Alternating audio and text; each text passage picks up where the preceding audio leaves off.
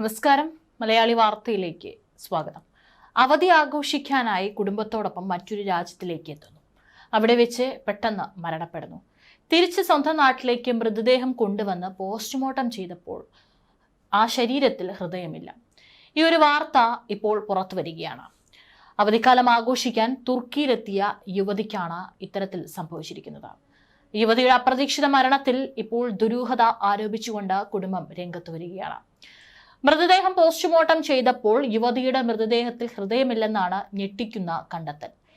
ഇംഗ്ലണ്ടിൽ നിന്നുള്ള ബെയ്ത്ത് മാർട്ടിന്റെ മരണത്തിലാണ് ഈ ദുരൂഹത നിലനിൽക്കുന്നത്. ഇവിടെ ഒരുപാട് ആളുകളാണ് ചോദ്യം ചെയ്യപ്പെടുന്നത്. ആശുപത്രി അധികൃതർക്കും ഇതുമായി ബന്ധമുണ്ടോ എന്നുള്ള ദുരൂഹതകളൊക്കെ തന്നെയാണ് ഇപ്പോൾ ഉയരുന്നത്. 28-കാരിയായ ബെയ്ത്ത് മാർട്ടിൻ 2 കുട്ടികളുടെ അമ്മയുമാണ്. അവധിക്കാലം ആഘോഷിക്കാനാണ് കുട്ടികൾക്കൊപ്പം ഭർത്താവിനോടുമൊപ്പം ഈ തുർക്കിയിലെത്തിയത്. എന്നാൽ വിമാനയാത്രയ്ക്കിടെയാണ് യുവതിക്ക് അവശത അനുഭവപ്പെട്ടു തുടങ്ങിയത്. ആദ്യം ഭക്ഷ്യവിഷബാധയാകുമെന്ന് കരുതിയെങ്കിലും പിന്നീട് സ്ഥിതി ഗുരുതരമായതോടെയാണ് തുർക്കിയിലെ ഒരു ആശുപത്രിയിൽ യുവതിയെ പ്രവേശിപ്പിക്കുന്നത്. ഉടൻ തന്നെ യുവതി മരണപ്പെട്ടു എന്നുള്ള വാർത്തകളാണ് പുറത്തുവരുന്നത്.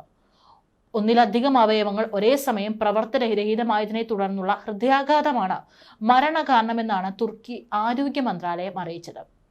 എന്നാൽ ഇവിടുത്തെ മറ്റുള്ള പ്രൊസീജിയറും കാര്യങ്ങളൊക്കെ നടന്നതിന് ശേഷം മൃതദേഹം ഇംഗ്ലണ്ടിൽ തിരിച്ചെത്തിയതിനു ശേഷം ബെത്തിന്റെ മൃതദേഹത്തിൽ പോസ്റ്റ്മോർട്ടം നടത്തിയപ്പോഴാണ് ഹൃദയം ഉണ്ടായിരുന്നില്ലെന്ന വിവരം കുടുംബം അറിയുന്നത്.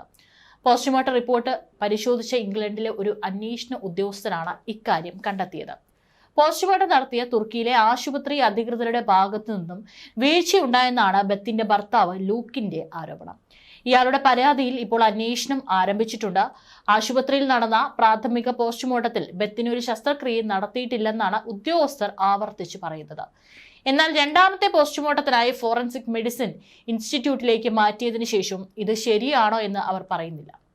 ആരോഗ്യ മന്ത്രാലയം പറഞ്ഞു, യാത്രയ്ക്ക് മുമ്പ് സ്വന്തം രാജ്യത്ത് നിന്ന് കഴിച്ച ഭക്ഷണത്തിൽ നിന്ന് വിഷബാധ ഏറ്റിരിക്കാമെന്ന മാർട്ടിന്റെ ഭാര്യയുടെ പ്രസ്താവനയ്ക്കും പ്രാഥമിക കണ്ടെത്തലുകൾക്കും അനുസൃതമായി രോഗിയെ ആശുപത്രി രേഖകളിൽ ഫോറൻസിക് കേസായി രേഖപ്പെടുത്തിയിട്ടുണ്ട്. ഫോറൻസിക് കേസ് നടപടിക്രമങ്ങളും ഇതുമായി ബന്ധപ്പെട്ട ഭാര്യയുടെ അഭ്യർത്ഥനയും അനുസരിച്ച് ആശുപത്രിയിൽ മുറിവില്ലാതെ പ്രാഥമിക പോസ്റ്റ്മോർട്ടം നടത്തി. പബ്ലിക് പ്രോസിക്യൂട്ടറുടെയും ഫോറൻസിക് മെഡിസിൻ ഡോക്ടറുടെയും പങ്കാളിത്തത്തോടെ നടത്തിയ പ്രാഥമിക പോസ്റ്റ്മോർട്ടത്തിലെ നിലവിലെ കണ്ടെത്തലുകൾ ഉപയോഗിച്ച് മാർട്ടിന്റെ മരണത്തിന്റെ കൃത്യമായ കാരണം നിർണ്ണയിക്കാൻ കഴിഞ്ഞില്ല. ആശുപത്രിയിലെ ചികിത്സയ്ക്കിടെ ബെത്ത് മാർട്ടിന് ഒരു ശസ്ത്രക്രിയയും നടത്തിയിട്ടില്ല. അവയവങ്ങൾ നീക്കം ചെയ്തതിനെ കുറിച്ചും ഒരു ചോദ്യവുമില്ല. ഈ അപ്ഡേറ്റ് ഇപ്പോഴും ബെത്തിന്റെ കുടുംബങ്ങളിൽ നിരവധി ചോദ്യങ്ങളാണ് അവശേഷിക്കുന്നത്. അതായത് തുർക്കിയിൽ വെച്ച് യാതൊരു തരത്തിലുള്ള ശസ്ത്രക്രിയയ്ക്കോ മറ്റൊന്നിനും ബെത്ത് വിധേയമായിട്ടില്ല എന്നാണ് ആരോഗ്യ മന്ത്രാലയം അറിയിക്കുന്നത്. പക്ഷെ എങ്ങനെയാണ് പിന്നീട് മൃതദേഹം ഇവിടെ എത്തിയപ്പോൾ പോസ്റ്റ്മോർട്ടം റിപ്പോർട്ടിലടക്കം ഹൃദയമില്ല എന്നുള്ള ഒരു കണ്ടെത്തൽ വരുന്നത്? ഡോക്ടർമാർക്ക് അവരുടെ ഹൃദയത്തിന് എന്തെങ്കിലും പ്രശ്നമുണ്ടോ എന്ന് മനസ്സിലായില്ലേ, അതോ പെൻസിലിനോടുള്ള അലർജി അംഗീകരിക്കാൻ കഴിഞ്ഞില്ലേ എന്നാണ് ഇപ്പോഴും അജ്ഞാതമായി തന്നെ തുടരുന്നത്. മരണത്തിന് മുമ്പ് ഡോക്ടർമാർ അവർക്ക് മരുന്ന് നൽകിയിരിക്കാമെന്ന് ആരോപിക്കപ്പെടുന്നു. നഗരത്തിലെ സബീഹ ഗോക്കൻ അന്താരാഷ്ട്ര വിമാനത്താവളത്തിൽ നിന്ന് അല്പം അകലെ സ്ഥിതി ചെയ്യുന്ന മർമര പെൻറ്റിക് ആശുപത്രി മിസ് മാർട്ടിന്റെ വേഗത്തിലുള്ളതും ഇതുവരെ വിശദീകരിക്കാനാകാത്തതുമായ മരണത്തിൽ അശ്രദ്ധമായിട്ടുള്ള അന്വേഷണം നേരിടുന്നുവെന്നും അവരുടെ കുടുംബം പറയുന്നുണ്ട്. എന്നാൽ മാർട്ടിൻ ദമ്പതികൾക്ക് 6 മാസത്തെ വേദനാജനകമായ കാത്തിരിപ്പാണ് നേരിടേണ്ടി വന്നത്. അത് അവർക്ക് അത്യാവശ്യമായ എല്ലാ ഉത്തരങ്ങളും നൽകാൻ കഴിയുമെന്നും തന്റെ ജീവിതത്തിലെ ഏറ്റവും മോശവും ഏറ്റവും ആഘാതകരമായ ഒരു ആഴ്ചയായിരുന്നു ഇതെന്നാണ് ഭർത്താവ് ലൂക്ക് ഈ മാസം ആദ്യം സോഷ്യൽ മീഡിയയിൽ എഴുതിയ ഒരു കുറിപ്പിൽ പറഞ്ഞിരുന്നത്. മിസ്റ്റർ മാർട്ടിനെ കുട്ടികളെ ഹോട്ടലിലേക്ക് തിരികെ കൊണ്ടുപോകാൻ മണിക്കൂറുകൾ അവിടെ നിന്ന് മാറ്റിയിരുന്നു. തുടർന്ന് സ്കാനിങ്ങിന് മുൻകൂട്ടി പണം നൽകണമെന്ന് ആവശ്യപ്പെട്ട് ഭാര്യയെ തീവ്രപരിചരണ വിഭാഗത്തിൽ പ്രവേശിപ്പിച്ചതിനാൽ അദ്ദേഹം കുട്ടികളോടൊപ്പം പോയി. അവരുടെ ഭർത്താവിനെ അവളെ കാണുന്നതിൽ നിന്ന് പോലും വിലക്കിയെന്നുള്ള വിമർശനവും ഇതിനോടൊപ്പം തന്നെ ഉയരുന്നുണ്ട്. ഭാര്യ സുഖമായിരിക്കുന്നുവോ എന്നറിയാൻ ആശുപത്രിയുമായി ബന്ധപ്പെടാൻ ശ്രമിച്ചപ്പോൾ അവിടെ നിന്ന് കോളുകളോ അപ്ഡേറ്റുകളോ ഒന്നുമില്ല. ആരും തന്നെ ഇതിനെക്കുറിച്ച് യാതൊരു വിവരവും തന്റെ ഭർത്താവിനോട് പങ്കുവെച്ചില്ല എന്നുള്ള വിമർശനവും ഉയരുന്നുണ്ട്. ഏതായാലും കുടുംബം അടക്കം വളരെ ഗുരുതരമായിട്ടുള്ള ആരോപണങ്ങളാണ് ഉന്നയിച്ചു കൊണ്ടുവരുന്നത്. ഏതായാലും വളരെ നടുക്കുന്ന ഒരു അനുഭവമാണ് ആ കുടുംബത്തിന് അനുഭവിക്കേണ്ടി വന്നത്.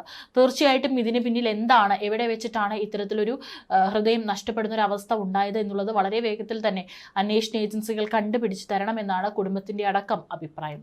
അതേസമയം തന്നെ പാശ്ചാത്യ സാമ്രാജ്യത്തെ ഇടപെടലിന്റെ യുഗം അവസാനിച്ചതായി തുർക്കിയിലെ US അംബാസിഡറും സിറിയയിലേക്കുള്ള പ്രത്യേക നയതന്ത്ര ഉദ്യോഗസ്ഥനുമായ ടോം വരാഗ് പറഞ്ഞിരിക്കുകയാണ്. 1916 സൈക്സ് പീക്കോ ഉടമ്പടിയെ പരാമർശിച്ചായിരുന്നു ടോം ബരാക്കിന്റെ പ്രസ്താവന. സമാധാനത്തിനല്ല, മറിച്ച് സാമ്രാജ്യത്വ ലാഭത്തിന് വേണ്ടി മാത്രമാണ് അന്ന് തുർക്കി സാമ്രാജ്യത്തെ പാശ്ചാത്യർ വിഭജിച്ചത്. ബഷർ അൽ അസദിന്റെ ഭരണം അവസാനിച്ചത് സിറിയയെ സമൃദ്ധവും സുരക്ഷിതവുമാക്കും. സിറിയൻ പ്രസിഡന്റ് അഹമ്മദ് അൽ ഷാറയുമായി കൂടിക്കാഴ്ച നടത്തിയ ശേഷമാണ് ടോം ബരാക്കിന്റെ പ്രതികരണം. ഒരു നൂറ്റാണ്ട് മുമ്പ് പാശ്ചാത്യർ ഭൂപടങ്ങളും ഉത്തരവുകളും അതിർത്തികളും വിദേശ ഭരണവും അടിച്ചേൽപ്പിച്ചു. അതിർത്തികൾ മാറ്റിമറിച്ച് മേഖലയെ വിഭജിച്ചു. അത് സമാധാനത്തിന് വേണ്ടിയായിരുന്നില്ല, സാമ്രാജ്യത്വ ലാഭത്തിന് വേണ്ടി മാത്രമായിരുന്നു. പാശ്ചാത്യരുടെ ഭാഗത്തു നിന്നുണ്ടായ ആ പിഴവിന്റെ ഫലം തലമുറകൾ അനുഭവിക്കേണ്ടി വന്നു. ആ തെറ്റ് തങ്ങൾ ആവർത്തിക്കില്ല, പാശ്ചാത്യ നയങ്ങളെ വിമർശിച്ച് ബരാക്ക് എക്സിൽ കുറിച്ചു. ഒന്നാം ലോക മഹായുദ്ധത്തെ തുടർന്ന് റഷ്യയുടെയും ഇറ്റലിയുടെയും സമ്മതത്തോടെ ബ്രിട്ടനും ഫ്രാൻസും ഉണ്ടാക്കിയ രഹസ്യധാരണയാണ് സൈക്സ് പീക്കോ ഉടമ്പടി.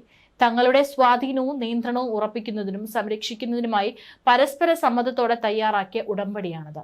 അറബ് മേഖലകളിൽ, പ്രത്യേകിച്ച് എണ്ണ സമ്പുഷ്ടമായ പ്രദേശങ്ങളിൽ പാശ്ചാത്യ സ്വാധീനത്തിന് അടിത്തറയായത് ഈ ഉടമ്പടിയാണെന്ന് വിലയിരുത്തപ്പെടുന്നത്. പ്രാദേശിക പ്രശ്ന പരിഹാരങ്ങളുടെ കാലമാണ് ഇനി. പരിഹാരം പക്ഷെ പങ്കാളിത്തം, ബഹുമാനപൂർവമായ നയതന്ത്രം എന്നിവയെ അടിസ്ഥാനമാക്കി ആകണമെന്ന് മാത്രം.